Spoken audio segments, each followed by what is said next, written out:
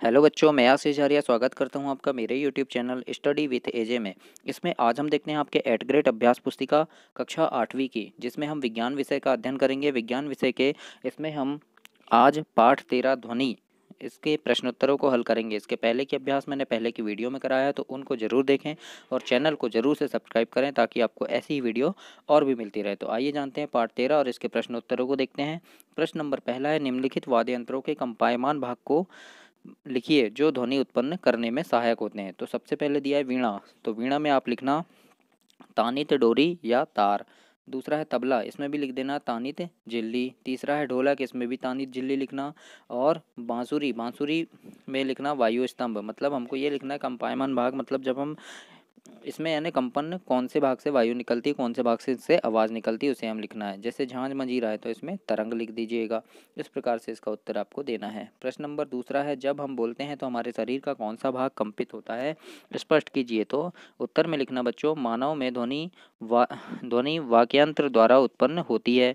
जब हम बोलते हैं तो कंठ में कंपन होता है जो वाक्यंत्र कहलाता है। इस प्रकार से इसका उत्तर दीजिएगा आप। तीसरा प्रश्न देखते हैं बच्चों हम, पुरुष महिलाओं तथा बच्चों की वाक ध्वनियाँ भिन्न भिन्न होती है, क्यों। तो उत्तर में लिखना, पुरुष में वाक तंतुओं की लंबाई 20 mm होती है यानी मिलीमीटर होती है, महिलाओं में 15 mm होती है तथा बच्चों में वाक तंतु बहुत छोटे होते हैं, इसलिए इनकी ध्वनियाँ अलग अलग होती है, भिन्न भिन्न होती है। प्रश्न नंबर चौथा है, मनुष्य कितनी आवृत्ति की ध्वनियाँ सुन सकते हैं। तो उत्तर में लिखना, मनुष्य लगभग 20 हर्ट्ज से, HZ लिखें, इसको हर्ट्ज कहते हैं, 20 हर्ट्ज से 20,000 हर्ट्ज तक के बीच की आवृत्ति सुन सकते हैं। प्रश्न नंबर 5वां देखते हैं, लघु उत्तरी प्रश्न में आवृत्ति किसे कहते हैं, इसको किस में मापा जाता है। तो उत्तर में लिखना, प्रति सेकंड होने वाले दोलनों की संख्या को दोलन की आवृत्ति कहते हैं। छठवां है, धातु की एक प्लेट को किसी सुविधाजनक स्थान पर लटकाइए, अब उसकी छड़ पर चोट करें, तत्पश्चात होने वाले अनुभव को लिखना है। तो इस प्रकार से आप चित्र बना सकते हैं। उतना अच्छा मुझसे नहीं बन पाया है, आप बहुत अच्छा चित्र बना लेंगे। तो इस प्रकार से एक धातु की प्लेट का चित्र बनाइए और नीचे लिख दीजिए, प्लेट पर छड़ी से चोट मारने पर हम देखते हैं कि आवाज़ में कंपन होने लगता है। प्रश्न नंबर 7वां है, चित्र सहित समझाइए कि ध्वनि का संचरण द्रवों में भी होता है। तो देखिए, एक बाल्टी बनी हुई है यहाँ पे, उसके अंदर पानी भरा हुआ है और पानी में हम एक घंटी डालते हैं और घंटी को जब जोर से हिलाते हैं तो उसमें जो आवाज़ निकलती है, तो इससे हमें स्पष्ट हो जाता है कि ध्वनि का संचरण जल में भी होता है। और उसी को यहाँ लिख दीजिए कि एक बाल्टी लीजिए, इसमें जल भरिए, एक हाथ में एक छोटी घंटी लीजिए तथा घंटी को जल के अंदर बजाइए तथा अपने कान को जल की सतह पर रखिए। हम देखते हैं कि ध्वनि का संचरण जल में भी होता है।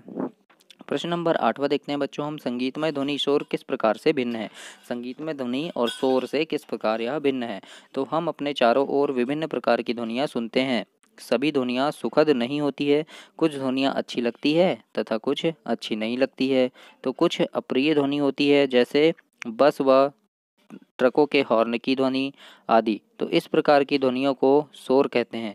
दूसरी ओर हम वाद्य यंत्रों की ध्वनियों का आनंद लेते हैं। वाद्य यंत्र यानी ढोलक है, सितार है, तबला है, हारमोनियम है।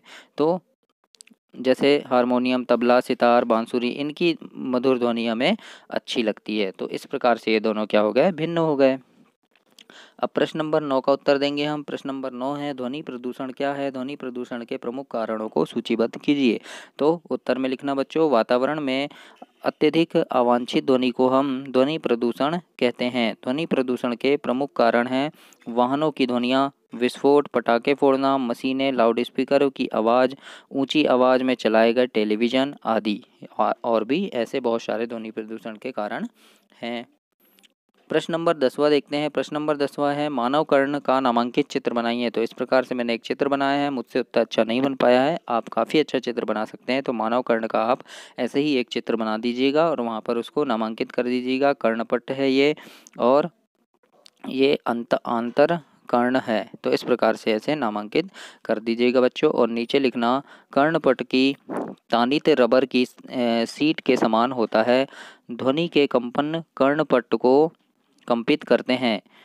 कर्णपट्ट कंपनों को आंतरकर्ण तक भेज देता है, वहाँ से संकेतों को मस्तिष्क तक भेज दिया जाता है। इस प्रकार हम ध्वनि को भेज सकते हैं। तो इस प्रकार से ये आपका पाठ नंबर 13 ध्वनि समाप्त हुआ। इसके बाद हम अगला अभ्यास देखेंगे और वीडियो को लाइक कीजिए, चैनल को ज़रूर सब्सक्राइब कीजिए ताकि आपको ऐसी ही वीडियो और भी मिलती रहे बच्चों। धन्यवाद।